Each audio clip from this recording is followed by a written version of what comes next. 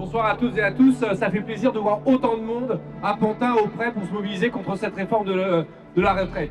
Cette réforme, elle est inutile. Elle est inutile parce que c'est faux de dire que les régimes de retraite sont en déficit. Ils seront peut-être en déficit dans quelques années de quelques milliards, mais il y a bien d'autres moyens de les financer que d'augmenter l'âge de départ à la retraite. Aujourd'hui, s'il y a un risque de déficit, c'est parce qu'Emmanuel Macron et son gouvernement ont diminué les cotisations sociales, ont fait des exonérations, ont creusé eux-mêmes ce déficit qu'ils souhaitent nous faire payer aujourd'hui. Elle est donc totalement inutile.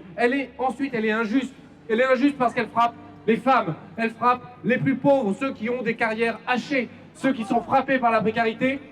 Et aujourd'hui, il y a 25% des hommes les plus pauvres qui meurent avant 62 ans, avant d'accéder à la retraite actuelle. Passer la retraite à 64 ans, c'est 15 000 personnes qui vont mourir avant d'avoir leur retraite en plus qu'aujourd'hui.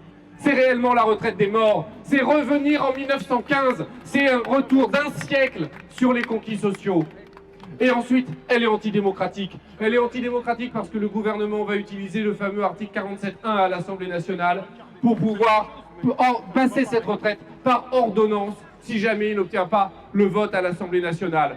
Et nous allons tout faire avec le groupe de la France Insoumise, avec l'ensemble des groupes de la NUPES à l'Assemblée nationale. Nous avons déposé plus de 13 000 amendements, pas pour faire de l'obstruction, pas uniquement pour faire de l'obstruction, pour leur montrer qu'il y a des milliers d'autres manières de financer la retraite, qu'il y a d'autres manières de faire que de faire payer les plus pauvres.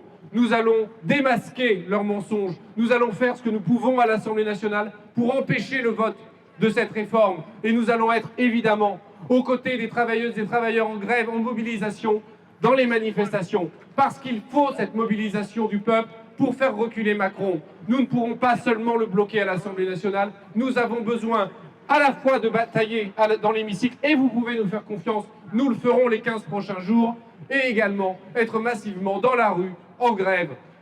Tous ensemble, nous pouvons le faire reculer. La panique est dans leur camp. Vous les voyez sur les plateaux télé. Maintenant, ils admettent que leur réforme est injuste. Maintenant, ils admettent que ce sont les femmes qui seront les premières victimes de cette réforme. Ils paniquent. Nous sommes la force. Nous sommes massivement mobilisés. Il faut saluer les organisations syndicales qui ont fait l'unité, qui ont fait l'union. Eh bien, derrière elles, nous devons continuer le combat jusqu'à la victoire. Rendez-vous mardi, rendez-vous samedi, jusqu'au retrait du texte et jusqu'à la victoire pour obtenir la retraite à 60 ans.